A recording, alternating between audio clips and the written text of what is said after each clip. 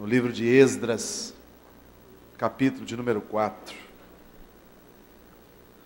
Acha no meio da sua Bíblia os livros de Samuel, os livros de Reis, Crônicas, depois vem o livro de Esdras, bem no meio da sua Bíblia.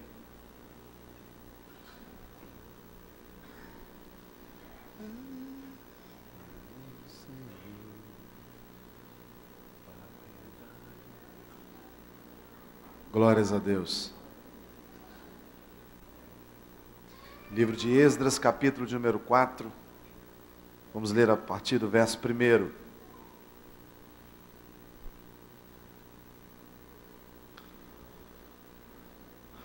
Achou? Diga amém. Amém.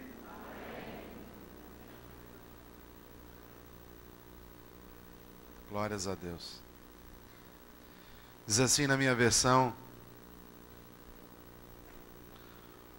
ouvindo os adversários de Judá e Benjamim, que os que voltaram do cativeiro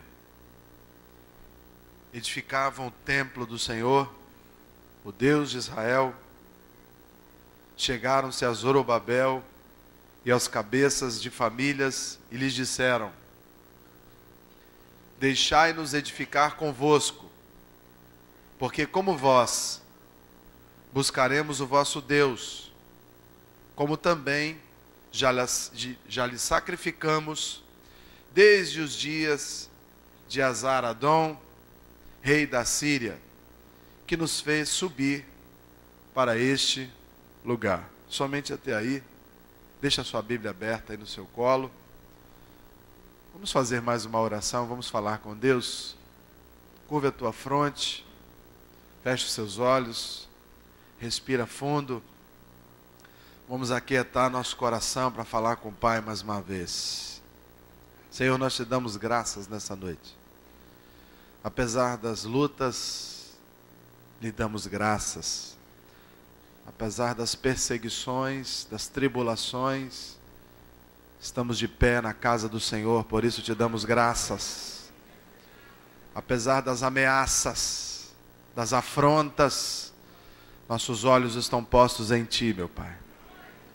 Apesar do medo que muitas vezes ronda o nosso emocional, nós colocamos toda a nossa confiança no Senhor. Então, Deus, nós temos motivos de sobra para darmos graças, agradecendo ao Senhor por tudo que o Senhor tem feito. Verdadeiramente até aqui o Senhor nos ajudou.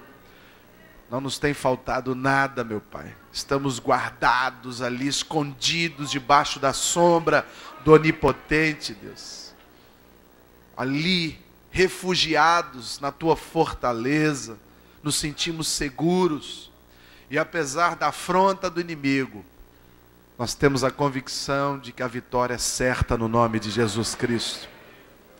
E essa convicção precisa tomar a nossa mente. Essa convicção de fé, de saber que o Senhor peleja por nós, precisa tomar a nossa mente. Caso contrário, vamos sucumbir, vamos enfraquecer, vamos desistir. Mas em nome de Jesus, Pai, que nessa noite ninguém saia desse lugar da mesma forma que entrou. Que ninguém que está ouvindo essa mensagem termine ela da mesma forma, Deus. A Tua palavra é viva e eficaz. Ela tem poder, existe uma mensagem aí no teu coração para ser liberada, revelada para cima dos seus filhos. E eu quero crer, Deus, que o teu Espírito já está fazendo isso, desde os momentos em que estávamos louvando o teu nome. Portanto, Deus, faça o que precisa ser feito. Nós damos total liberdade para o teu Espírito tratar em nós, sem sofisma, sem religiosidade, Pai, sem pressão cultural ou histórica. Estamos aqui livres, desimpedidos e abertos para que a Tua palavra venha cumprir aquilo para o qual o Senhor a designou e a enviou nesta noite abençoada. Oramos agradecidos em nome de Jesus, e quem crê diga amém. Amém, glória a Deus. No ano 580 e alguma coisa, 587 antes de Cristo, a Babilônia invadiu a terra de Judá e conquistou Judá, destruiu a cidade e levou os nobres para o cativeiro lá na Babilônia. O rei na época se chamava Jeoaquim, e ele também foi feito escravo pelo rei Nabucodonosor. Passados 50 anos, seu filho já morreu, seu neto está no seu lugar, chamado Beltesazar. Ele tem aquela visão na parede e acaba caindo. E Ciro, rei da Pérsia, vem e toma a Babilônia. Então agora a Babilônia não é mais terra dos babilônios, agora é terra dos persas. E esse rei Ciro, de alguma forma, apesar de ser um rei pagão, Deus ministrou algo ao coração desse homem, fez com que ele se compadecesse dos judeus. E ele deu então permissão para que os judeus voltassem para Judá e reconstruíssem tudo que havia sido destruído.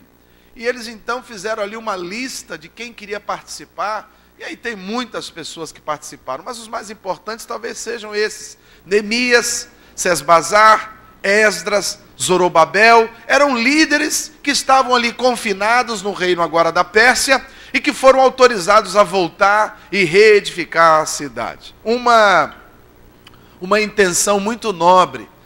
Percebo assim uma iniciativa abençoada que esses homens tiveram de voltar para a sua terra, onde haviam alguns remanescentes ali empobrecidos, miseráveis, voltar para aquela terra em ruínas e reconstruir os muros, reconstruir o templo, reconstruir a cidade. Eu penso que foi uma iniciativa tremenda. E nós também muitas vezes passamos por situações parecidas, quando a casa cai, quando a gente inesperadamente é confrontado com uma realidade muito dura, principalmente no que diz respeito à nossa vida afetiva. Casamentos, relacionamento com filhos, relacionamento com os pais, relacionamento com parentes, relacionamento com sócios. E às vezes a gente se pega exatamente como esse povo, olhando para aquilo que tentamos construir em ruínas, destruído. Se você não consegue visualizar uma saída, mas apesar de tudo isso, querido, independente de qual área seja que você esteja passando por isso, sempre o Espírito Santo ministra ao nosso coração o desejo de reconstruir, de recomeçar. Sempre há uma iniciativa no nosso coração de enfrentarmos esses inimigos, enfrentarmos essas situações insalubres e reconstruirmos aquilo que foi quebrado. Sim ou não? Sim ou não? Na vida profissional isso acontece demais. Você passa por um dissabor, é mandado embora, a sociedade fale, passa algum tempo, você começa assim a desejar de novo: não, eu vou abrir aquele negócio de novo, eu vou conseguir aquele emprego de novo, eu vou conseguir passar naquela prova, eu vou conseguir alcançar aquele degrau profissional. E aí você fica cheio de iniciativa, cheio de motivação. Isso acontece também na vida ministerial. Aqueles que já tiveram altos e baixos na vida ministerial, de vez em quando são despertados, como foi Neemias, para reconstruir uma carreira ministerial, para reconstruir um ministério. Existe sempre algo dentro de nós nos motivando a recomeçarmos, a reconstruirmos. Eu quero crer que isso é uma ministração de Deus em nosso coração, porque Deus não nos fez para sermos perdedores, Deus nos fez para sermos mais que vencedores. Amém, queridos? Então essa motivação, ela acontece, e ela produz aquilo que a gente chama de iniciativa. Mas eu quero usar aqui um neologismo bem grosseiro e dizer que o problema não é a iniciativa. A bem da verdade, a iniciativa é algo importante. Mais importante do que a iniciativa, querido, é a acabativa. Porque tem gente que só tem iniciativa, mas não termina nada que começa. Eu vou criar essa palavra aí no nosso dialeto aqui da Combecê, tá bom? Então diga: eu preciso ter iniciativa para reconstruir áreas da minha vida que estão em ruínas. Diga assim: mas eu preciso, mais do que iniciativa, eu preciso acabativa. Fala para 2 ou 3, aí você precisa ter acabativa. Se os nossos ministros criavam palavras, por que eu também não posso criar? Então eu acabei de criar uma palavra: acabativa. Ter iniciativa e ter? Ter iniciativa e ter? Pergunta para 2 ou 3 aí, você precisa ter acabativa?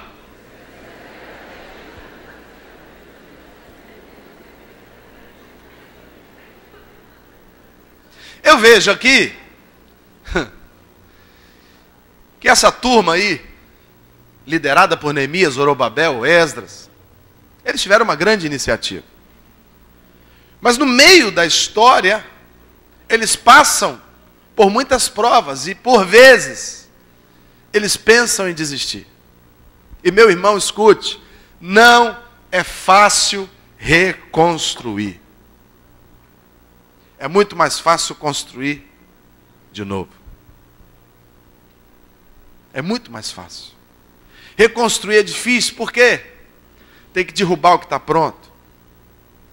Tem ruína, tem monturo, tem pó. O local onde você vai construir está ocupado com alguma coisa que você precisa derrubar e reconstruir. Quando você olha alguma coisa que está rachada, você pensa no prejuízo que aquilo deu. Então existe uma série de fatores que nos desmotivam na hora da reconstrução. Então ter uma iniciativa para reconstruir é bom, mas eu preciso ir até o fim. Eu preciso terminar, irmão. Aqui eu vejo muita gente que não fecha ciclos na vida. Não fecha ciclos. Começam muita coisa, se tornam sonhadores. E sonhar é bom, mas você não pode se tornar um sonhador.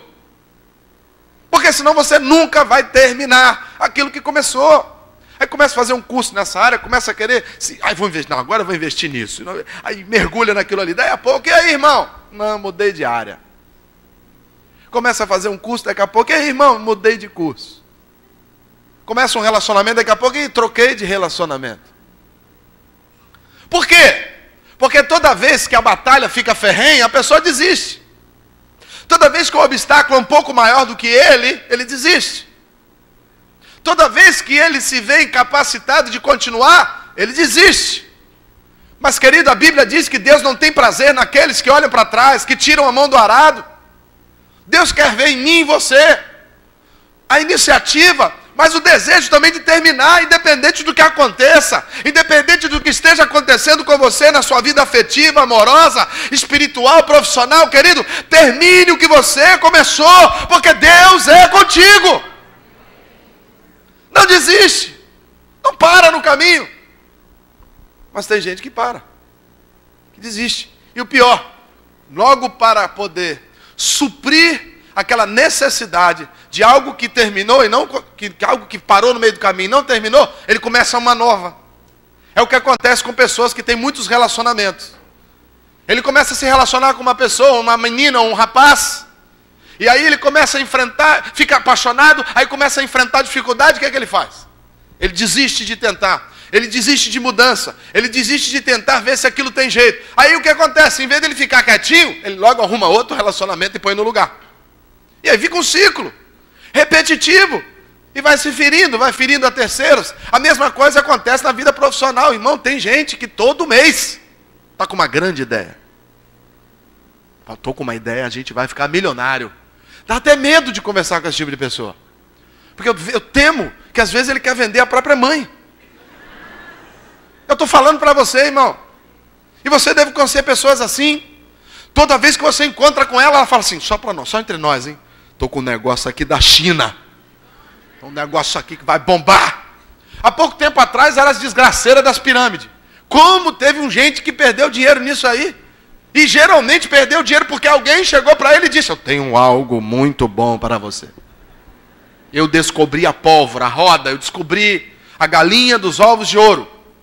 E não era nem galinha, era pato. E os ovos não eram de ouro, estava coxo, choco, fedido. Mas escute, ter iniciativa é uma bênção. Mas no meio do caminho, algumas coisas vão tentar impedir você de ter uma acabativa. Então diga mais uma vez, ter iniciativa é bom.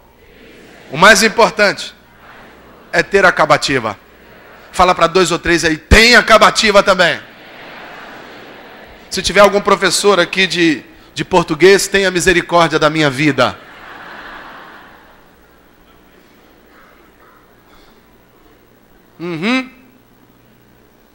Arruma um golinho de água aí para mim, gente. Mas eu anotei algumas coisas aqui para compartilhar com os irmãos, que são coisas que aconteceram na vida desses homens que tiveram uma iniciativa de reconstruir os muros, o templo e a cidade, e que muitas vezes acontecem conosco também. Você me entende até aqui? Diga amém. Porque muitos não terminam o que começam. Primeiro, porque aceitam a intervenção ou ajuda de pessoas que não estão na mesma visão. Isso aqui é muito interessante. Deus muitas vezes bota no nosso coração, planta, semeia uma visão. E você começa a andar naquela direção. E quando você começa a caminhar naquela direção, aparece alguém e diz que também está junto com você, que está naquela mesma direção, mas muitas vezes não está. É o que aconteceu aqui nos versos que lemos. Quando eles perceberam que os muros estavam começando a ser construídos, inimigos de Judá se chegaram junto a esses homens dizendo: deixa a gente ajudar vocês. Deixa a gente aí fazer a massa de cimento. Na verdade, esses homens eram impostores. Eles só queriam se infiltrar naquela reconstrução para criar problemas e impedir que aquela obra terminasse. Então, cuidado, meu irmão, com as pessoas que você coloca de carona no seu carro, no carro da sua história, no carro dos seus sonhos. Cuidado com as pessoas que se aproximam como amigos e você não conhece. E muitas vezes esses são usados por Satanás para produzir problema para você. Cuidado. Faça a prova com Deus. Conheça o fruto conheça a árvore pelo fruto e não pelo caule, pelas folhas ou pelas flores cheirosas.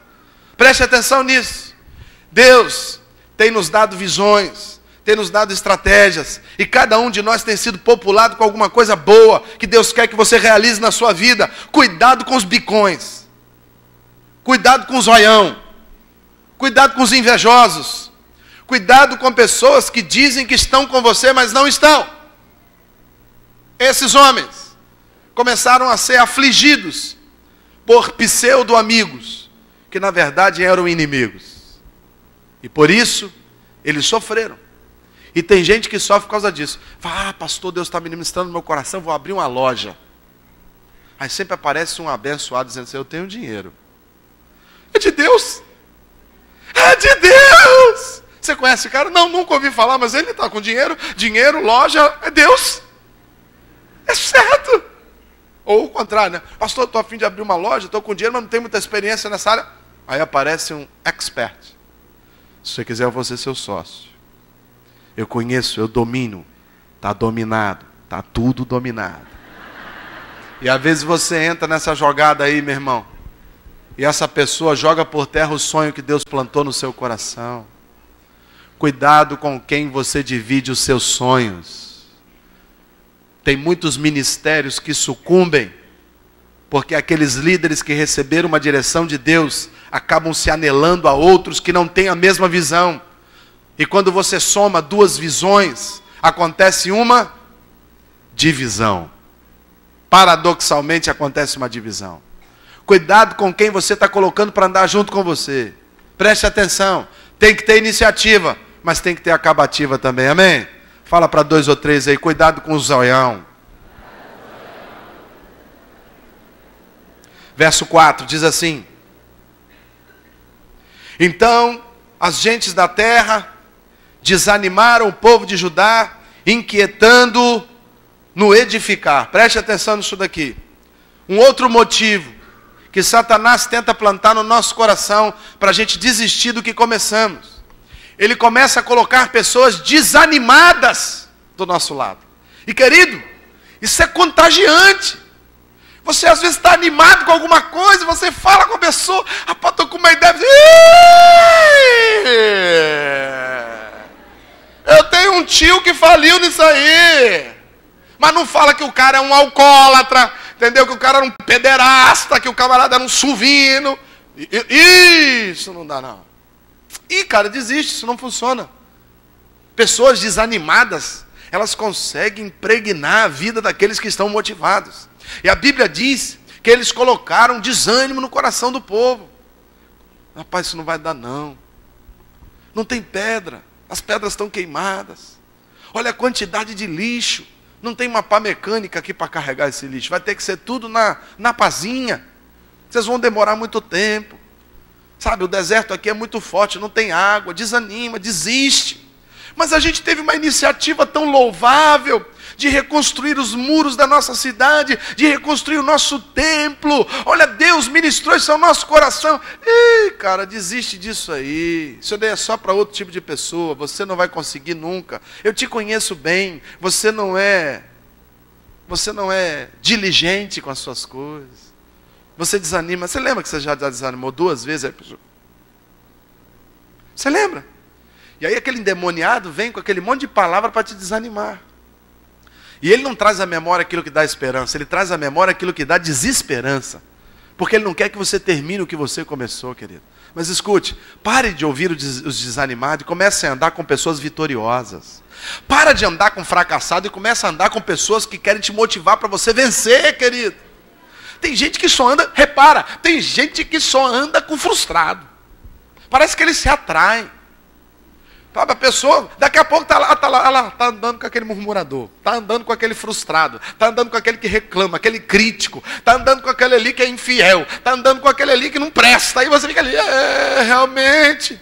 Não, querido. Começa a andar com vencedores, pessoas que vão te motivar, pessoas que vão te impulsionar, pessoas que vão falar, vai, eu já passei por isso, eu venci, foi difícil, mas eu venci, você vai vencer também. Essa situação é difícil, talvez você tenha que semear chorando, mas você vai voltar alegre com seus feixes. Continua, não desiste não para de amar, não para de oportunizar, reconstrói, levanta os muros, reedifica, dá uma outra oportunidade, não senta não esmorece, fala como Deus para essa pessoa, levanta-te, resplandece, te levanta, meu filho, seja corajoso, seja intrépido, seja valente, porque eu estou contigo, e essa vitória é certa, no nome de Jesus. Oh, glória! Mas você anda com gente assim, não vai não, eu orei, não aconteceu nada, já fiz essa campanha, no outro lugar onde eu vim, até fiz uma oferta, não funcionou. Piorou, minha situação piorou. Você quer ver uma coisa que me irrita? É quando eu estou ali discipulando os novos na fé, que vão descer as águas batismais. Sempre tem um abençoado que chama essa pessoa, que está vivendo o primeiro amor, o desejo de recomeçar. E a pessoa fala assim,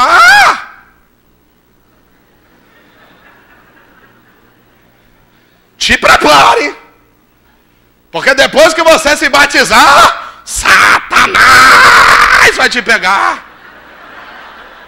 A pessoa, acho que eu vou desistir. Nunca ouviu falar não? O quê? Depois que você se converte, piora. Aí a prova é maior. Seu filho do cão. Ainda que a prova seja maior, quando você se converte, maior é aquele que está em nós do que aquele que é contra o mundo, querido. Ainda que a prova seja maior, aquele que habita em nós é poderoso para fazer infinitamente mais do que tudo que pedimos ou pensamos, pelo amor de Jesus Cristo, querido. Se motiva, vai para frente, vai para cima, se levanta, porque a vitória é certa. Não fica amuado, não fica entristecido, não joga a toalha, não chuta o balde, tudo que a gente já falou nos últimos meses aí, ó. Não existe, cara. Fica de pé. Tem gente que vai chegar perto de você desanimando, sim. São os desanimadores de plantão. Meu Deus, como tem gente assim, irmão. Foge desses. Se anela com quem está vitorioso, se anela com quem vai para frente, se anela com quem tem o nome escrito no livro da vida, se anela com quem prega, se anela com quem ora, se anela com quem vence, se anela com quem batalha, mas está sempre de cabeça erguida, se anela com aquele que tem um espírito de vencedor dentro dele, querido. Para de andar com frustrado, para de andar com falido, desperta, querido, olha para cima. Existem pessoas que estão ao seu redor para te motivar. Procure essas pessoas. Mas sabe, tem gente que, eu quero aquela oração da vovó Doquinha. A vovó Doquinha já começa assim. Eis que vejo uma grande ventania, filho. Depois um tufão. depois um tsunami, depois um maremoto, eis que vejo sangue, eis que vejo um carro tombado, eis que vejo enfermidade, eis que vejo desgraça. As misericórdias do Senhor são a causa de não sermos consumidos. Ele carregou sobre si as nossas pisaduras, as nossas ofensas, os nossos pecados, querido. Em Cristo nós somos mais do que vencedores. E pode falar o que for, em Cristo eu sou mais que vencedor. Você vai vencer. Você vai terminar esse projeto. Você vai acabar isso que você começou. Esse tempo de ficar sem fechar ciclo vai ficar para trás. Porque 2014 vai começar um ciclo novo na sua vida. Vem um vento de prosperidade sobre a tua história. Vem um vento de misericórdia. Deus está preparando você para o povo. Aleluia. Aleluia. Aleluia. Glória a Deus. Verso 5.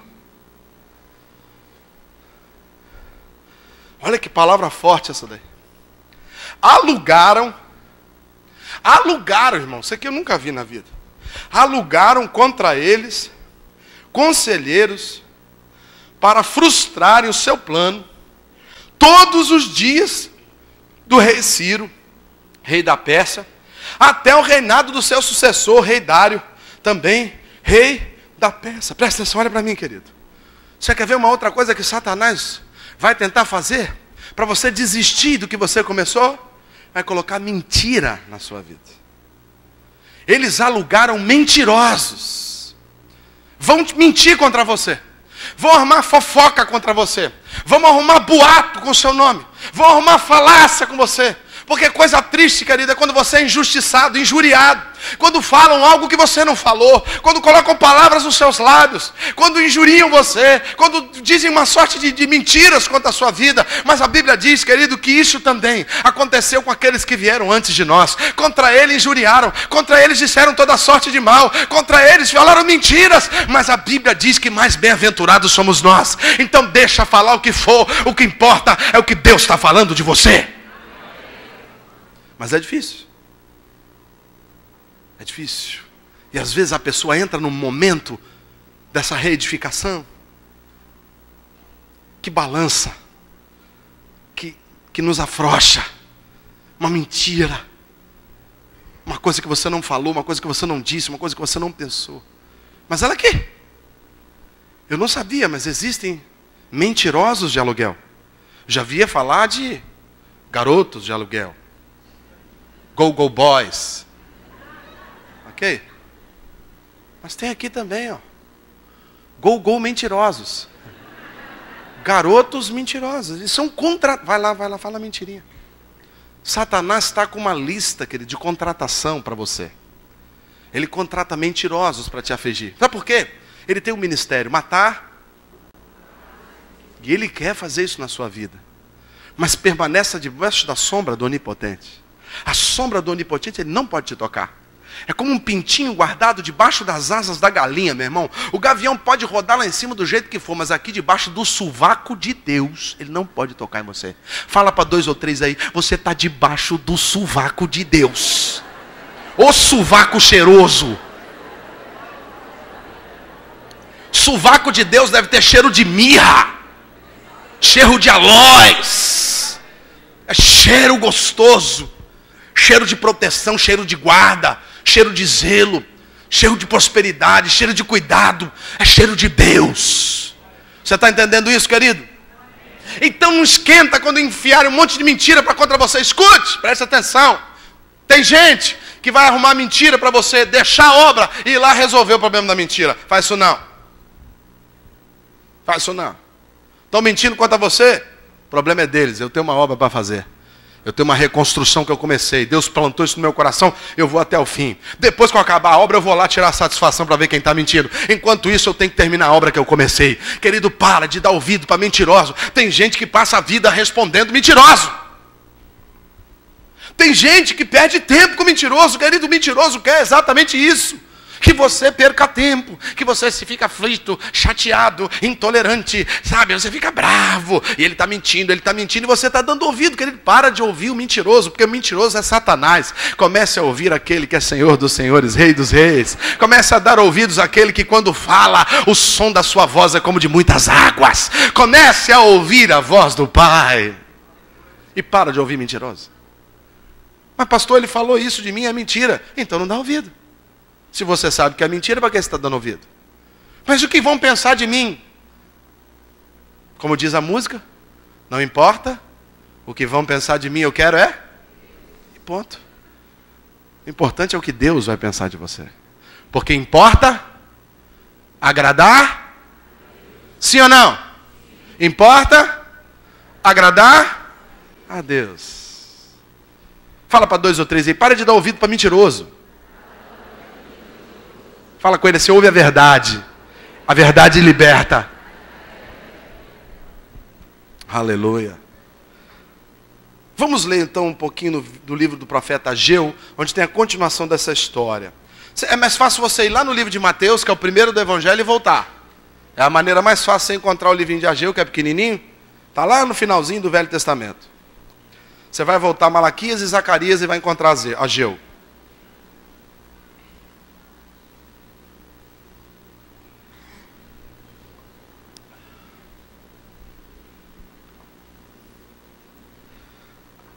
Mateus, aí vai voltando.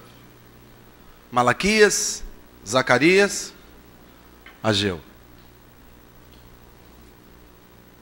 Amém?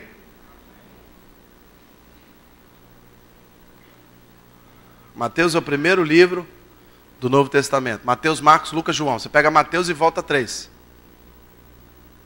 Diz assim na minha versão, livro de Ageu, capítulo 1, verso 3. Veio, pois, a palavra do Senhor por intermédio do profeta Ageu, dizendo: acaso já é tempo de habitares vós em casas luxuosas, enquanto esta casa, a casa do Senhor, permanece em ruínas? Olha que coisa interessante, mas vou repetir. Veio, pois, a palavra do Senhor por intermédio do profeta Ageu, aqueles mesmos homens, dizendo: acaso já é tempo de habitardes vós em casas luxuosas, enquanto a casa do Senhor, a minha casa, permanece em ruínas? Olha para mim, por favor. Olha o que acontece conosco. Você está ali, naquela empreitada, naquele projeto de reconstruir alguma coisa, um relacionamento, uma vida profissional, eu não sei. Aí o pessoal tenta te desanimar, vem os mentirosos, vem os desanimados. Aí o que geralmente acontece com a gente? Preste atenção, isso é muito importante, querido. Porque acontece muito comigo. Na hora que você começa a desanimar daquele projeto, às vezes para nos animarmos, a gente começa a mudar o foco das coisas sérias, das coisas de Deus, das coisas relevantes, das coisas familiares, para coisas fúteis. Tem gente que quando está na depressão é só dar um dinheirinho para ele, vai no shopping e volta rindo à toa.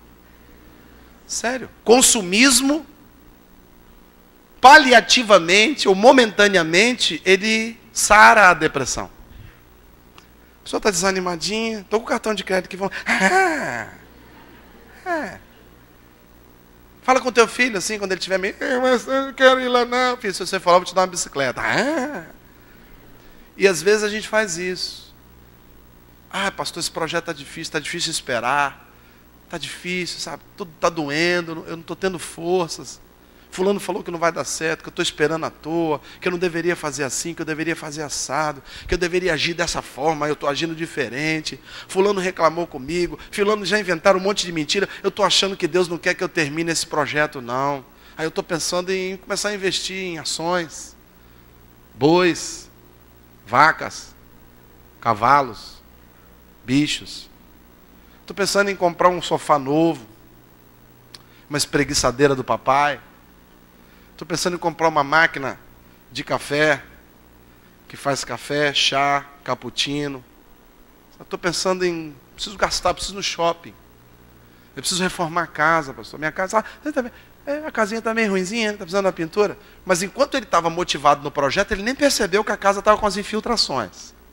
Mas agora que ele está desanimado, ele começa a olhar para aquela infiltração e dizer: acho que eu tenho que parar. Vou dar um tempo nesse projeto, vou dar uma reformada na casa. Vou dar um tempo nesse projeto, vou dar uma reformada no carro. Vou dar um tempo nesse projeto, vou dar uma reformada na relação, fazer uma viagem.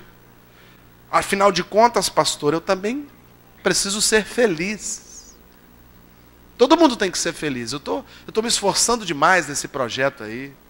Eu estou dando a minha vida para isso, pastor. Eu acho que eu quero ser feliz. E foi o que aconteceu com esse povo. Eles começaram a desanimar. Acharam que os muros ia ser muito difícil construir. Aí o que eles fizeram? Eles já estavam trabalhando como pedreiros. Então o que eles fizeram? Só desviaram o cimento, a areia do muro, do templo, para casa. Porque as casas também estavam destruídas, amém? Eles estavam dormindo provavelmente em tendas. Mas aí, já que está demorando muito a reconstrução do templo, vamos investir nas casas. E aí eles começam a investir na casa deles, cada um investindo na sua própria casa. E o templo do Senhor ficou com a obra parada pela metade. Começou a dar capim, começou a estragar lá as vigas. Mas agora eles estão preocupados em resolver seus problemas, seus conflitos pontuais. Eles começaram a olhar para o seu umbigo, começaram a ficar egoístas, e agora eles estão cuidando da sua casa. Aí o outro lá já está botando uma pastilha na frente, o outro já colocou uma parabólica, o outro já colocou um boiler de água quente, aí o outro já foi lá e comprou um videogame mais caro para o filho, aí já foi lá e comprou um carro novo, entendeu? E a obra do Senhor? A obra do Senhor está lá parada, mas é porque é muito difícil aquilo lá. Vamos esperar Deus enviar do alto céus um anjo com um saco de dinheiro e bastante gente para ajudar. Enquanto isso, a gente está resolvendo os nossos problemas.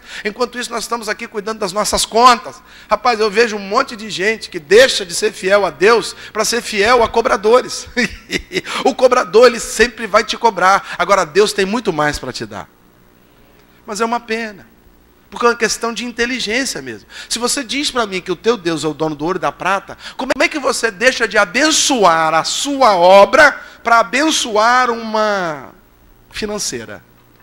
Para comprar alguma coisa que você precisa, e às vezes é um supérfluo. Irmão, olha, vou te falar que 50% no mínimo daquilo que a gente compra, a gente não precisaria comprar.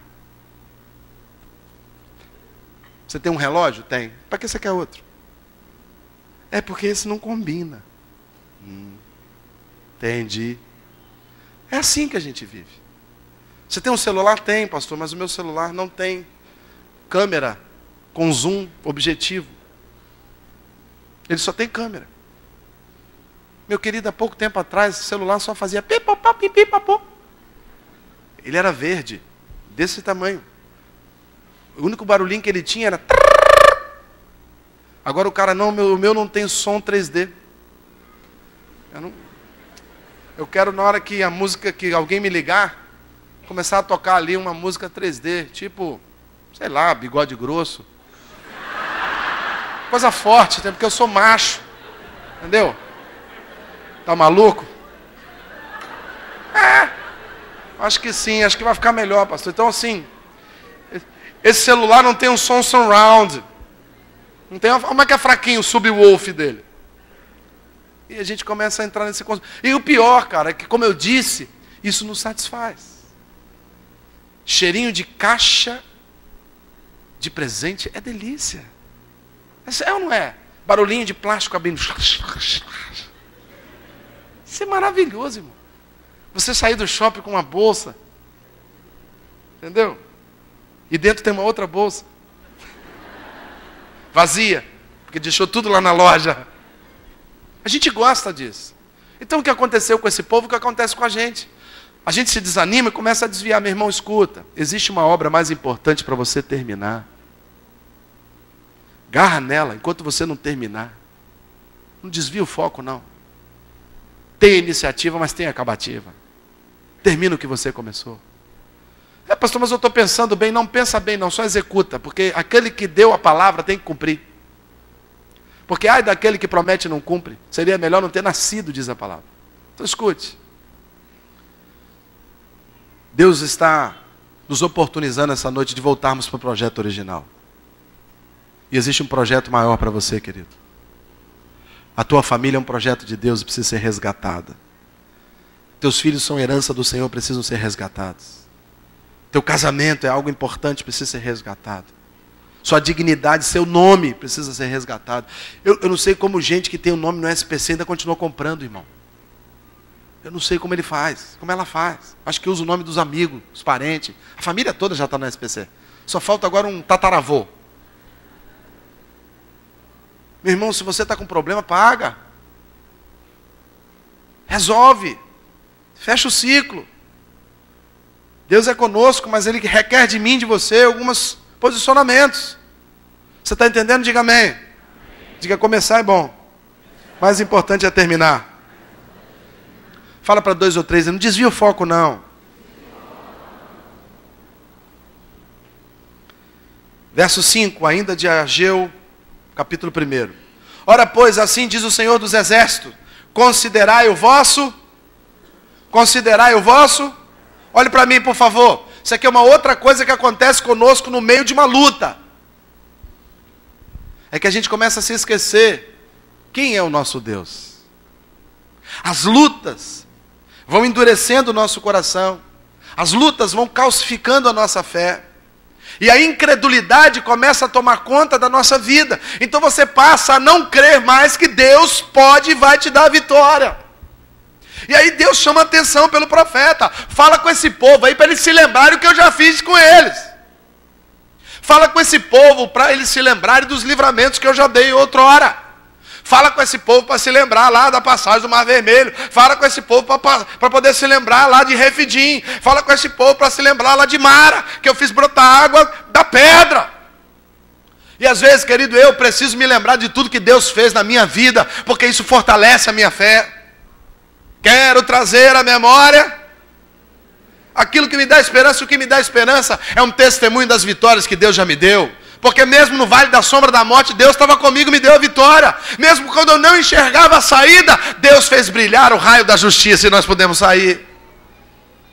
Quantos aqui nunca viveram um milagre de Deus?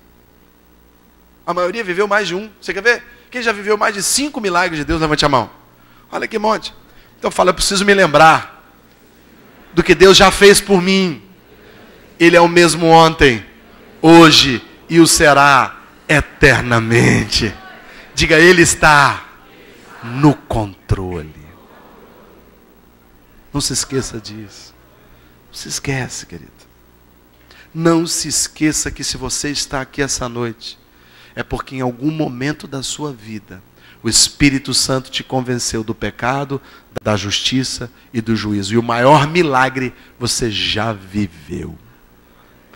Você está entendendo isso? Então para de pensar no problema e começa a trazer à memória aquilo que dá esperança, cara. Pergunta para 2 ou 3, você já viveu um milagre? Se ele balançou a cabeça e disse que sim, diga para ele assim, então pensa nisso, meu irmão. Verso 6. Ainda de Ageu, capítulo 1. Vocês têm semeado muito e colhido pouco. Tem comida para comer, mas não chega a passar a fome. Tem vinho para beber, mas não dá para saciar a sede. Tem vestes, mas ninguém se aquece. E o que recebe o salário? Recebe-o para pôr num bolso. Olha que outra coisa que acontece com a gente.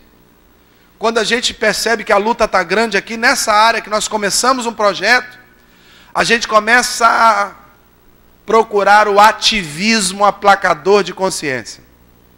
A gente começa a querer trabalhar. Trabalhar demais. Trabalhar secularmente. Começa a pegar trabalho para fazer sábado, domingo, de madrugada, de noite. Ou às vezes até trabalhar na obra. De forma exorbitante. Começa a querer se envolver com tudo. Eu quero fazer tudo ao mesmo tempo agora. E a Bíblia diz que esses homens começaram a trabalhar demais. É o que está escrito aí no início do verso que lemos. Eles não trabalharam medianamente. Eles não trabalharam de forma justificável. Eles trabalharam de... E o que aconteceu quando eles trabalharam demais? Começou a não render. Por quê? Quando você trabalha demais, você tirou de menos no seu tempo com Deus. Sim ou não? Ninguém aqui tem mais de 24 horas de vida por dia, tem? Então, quando você trabalha demais, naturalmente com Deus você trabalha de menos. Mais tempo para o trabalho, menos tempo para Deus. Mais tempo para o trabalho, menos tempo para a família. Mais tempo para o trabalho, menos tempo de intimidade com Deus. Então, quando eu acho que o ativismo vai resolver os meus problemas, acontece exatamente o inverso. Eu começo a trabalhar mais, supostamente começo a ganhar mais, o meu holerite fica maior, a minha conta bancária começa a receber mais dinheiro, porém acontece o processo inverso. Eu fico mais devedor, mais intolerante, começo a ter que tomar um monte de medicamento para cuidar do meu estresse, da minha intolerância, da minha cólera. E no final das contas, querido, ao invés de eu melhorar de vida, eu pioro. Repara se isso não aconteceu com você algumas vezes na sua vida.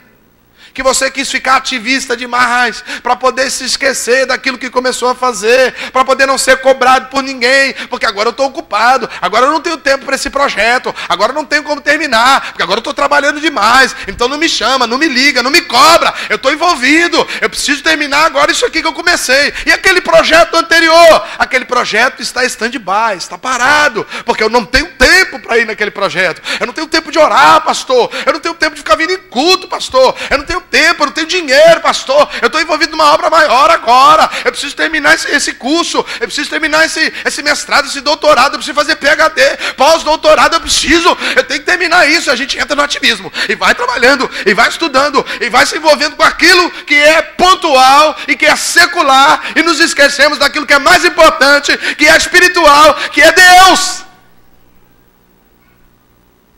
Esquecemos de Deus. Aí Deus está falando para mim e para você. Olha o teu bolso que está furado. Quanto mais tu trabalha, menos dinheiro tu tem. O que adianta? Você fala para mim que você tem agora dinheiro para comprar mais coisas, mais roupas. Não tem nem tempo de usar. Está falando aqui, ó. Tem vinho para beber, mas não sacia a sede. Tem roupa para usar, mas não sacia a nudez. Ah, agora você conseguiu comprar uma casa melhor e está se matando de trabalhar, chega em casa igual um detonado.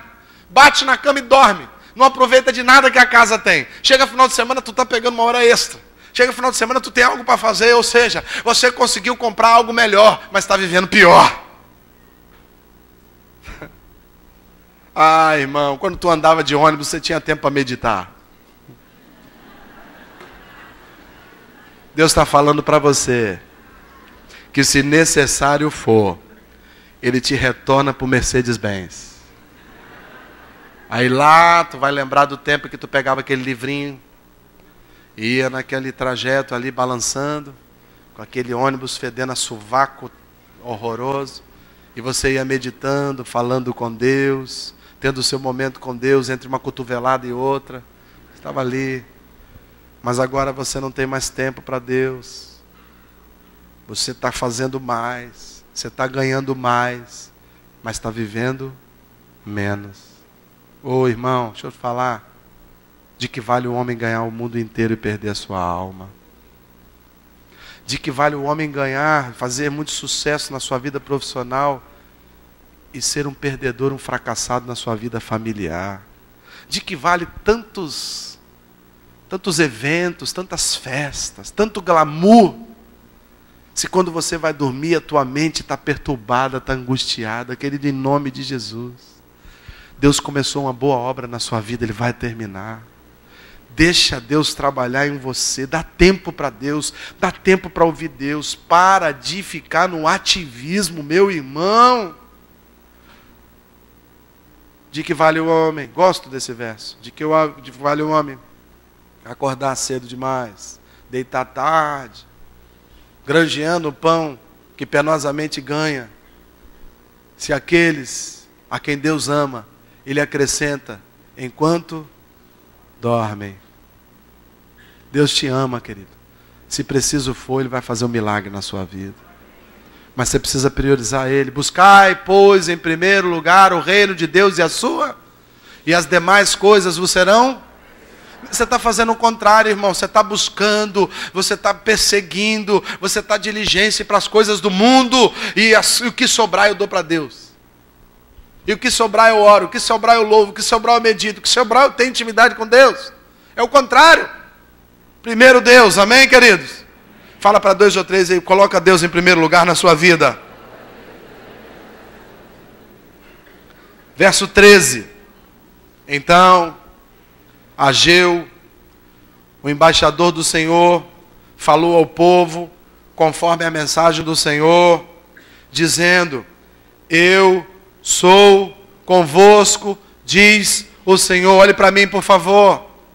Apesar dos nossos delitos, dos nossos erros, das nossas omissões, dos nossos vacilos, das nossas prevaricações com as coisas de Deus, apesar da nossa obstinação por consumismo, apesar desse espírito egoísta que muitas vezes fala mais alto dentro de nós, apesar desse humanismo, dessa deidade de achar que nós somos o centro do universo, apesar de tudo isso, querido, a Bíblia diz através do profeta Ageu que Deus, de forma sobrenatural e misericordiosa, continua ao nosso lado.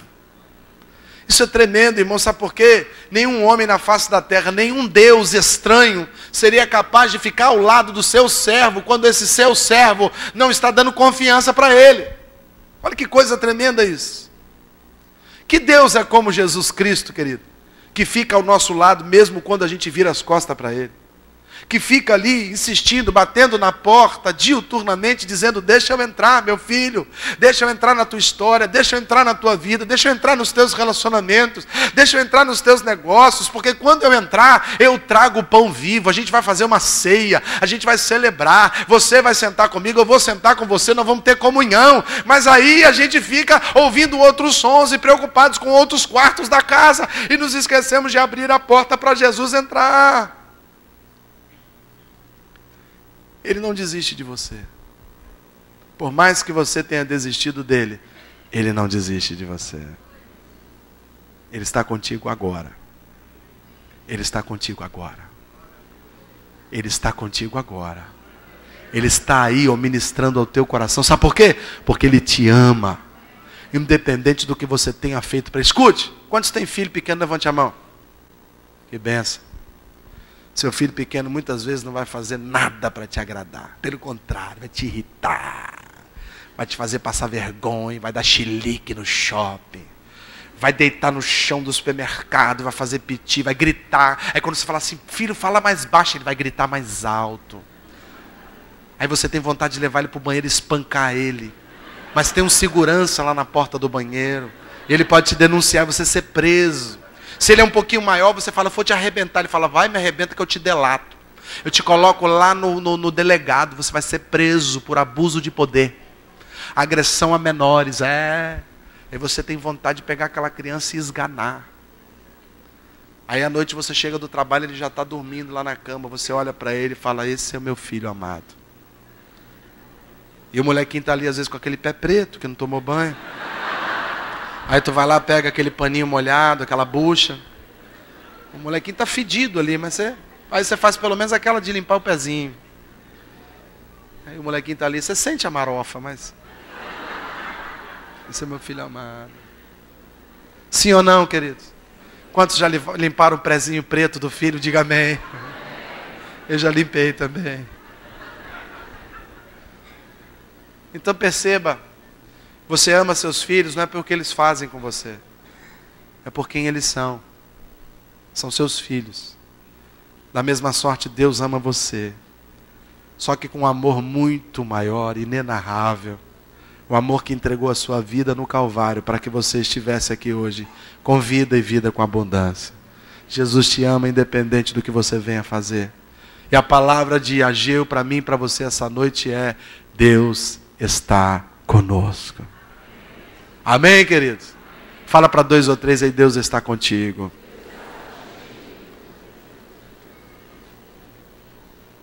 Capítulo 2. Não, vamos voltar no capítulo 1 ainda, verso 14, por favor. 1,14. E o Senhor levantou o espírito de Zorobabel, filho de Saitiel, príncipe de Judá, e o espírito de Josué também, filho de Josadaque, sumo sacerdote, e também o espírito de todo o resto do povo. E vieram e trabalharam na casa do Senhor, o Deus dos exércitos, o seu Senhor e Deus. Olhe para mim, por favor. Aqui tem uma verdade extraordinária. Às vezes nós procuramos ajuda, ânimo, em amigos, pessoas, e isso tudo é válido. Mas o único que pode levantar uma alma caída é o Espírito de Deus. Então o Espírito do Senhor levantou o ânimo de Zorobabel, de Josué, filho de Josadaque. Ei, querido, o Espírito Santo, Ele quer te fortalecer essa noite, para você continuar nessa batalha e não desistir. Você vai fechar esse ciclo. Você vai receber a sua vitória. Você vai alcançar o pódio em nome de Jesus.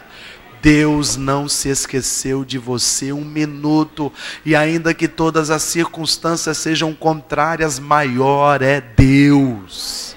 Ele é soberano, Ele detém poder nas suas mãos, Ele faz o que lhe apraz.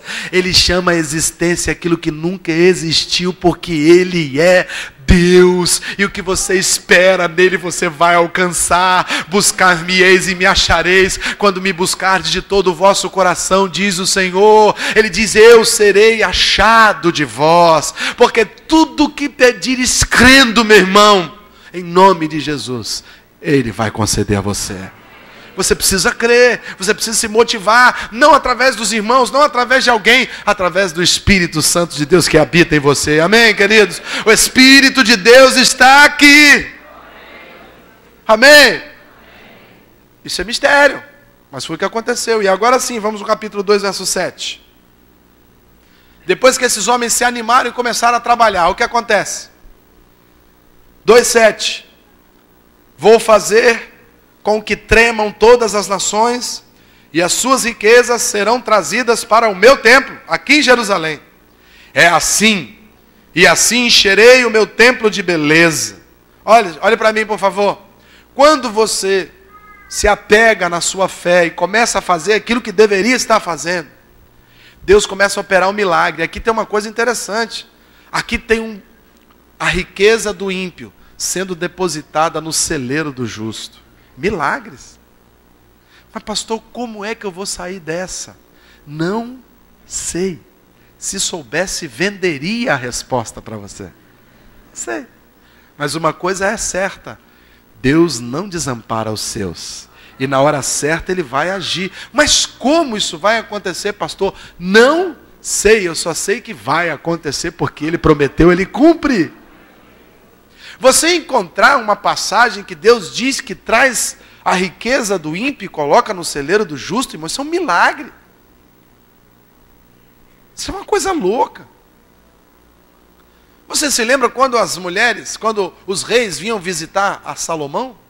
Eles traziam dinheiro, riqueza. Eles se sentiam tocados em abençoar o templo de Salomão. Por quê? Sei lá, é coisa de Deus, irmão. Tem coisa que Deus não se explica, não. Você só experimenta. E você vai experimentar coisas extraordinárias nesses dias. E aí você vai poder dizer verdadeiramente, o meu Deus é um Deus de milagres. O nosso Deus é um Deus de milagres. O nosso Deus é um Deus de milagres. O nosso Deus é um Deus de milagres. O nosso Deus é um Deus de milagres, querido. O nosso Deus é um Deus de milagres. Ele opera, Ele resolve, Ele abate, Ele levanta quem Ele quer. O nosso Deus é um Deus de milagres. Aleluia! Fala para 2 ou 3, espera o milagre, vai acontecer. Fala para ele assim, é sobrenatural. É inexplicável. É assustador. Aleluia! E para a gente encerrar, verso 8. Aleluia. Quem tem acabativa vai viver isso aqui, ó. Toda a prata e todo o ouro do mundo são meus, diz o Senhor.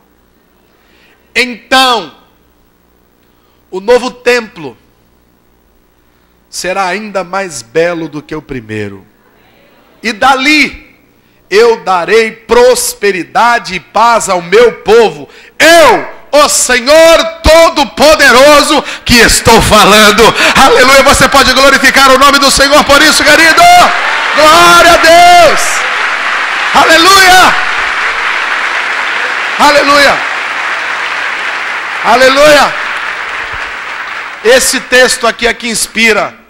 A glória da segunda casa será maior que a da primeira. É o que Deus vai fazer na sua vida, querido. Esse projeto que Deus começou na sua vida vai superar todas as suas expectativas. E é desse sofrimento, onde está abundando o pecado, que Deus vai fazer superabundar a glória, a graça dele. E vem uma onda de prosperidade sobre a tua vida. E é desse problema, é desse enfrentamento. Deus está falando para mim e para você, Zorobabel, é desse templo, é desse enfrentamento que virá a bênção sobre vocês. A prosperidade do meu povo virá através deste ciclo que eu vou completar na vida de vocês. E a glória da segunda casa, a glória da segunda história, a glória do segundo projeto, esse novo momento na sua vida, essa nova trajetória será maior do que todas as outras que você já viveu.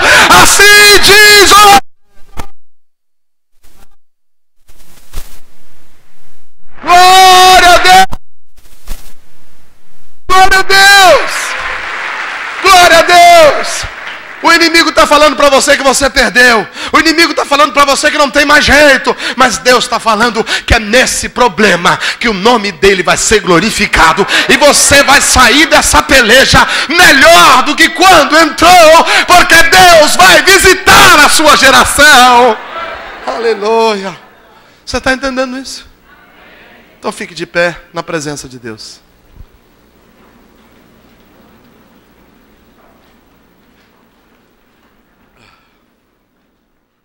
Aleluia.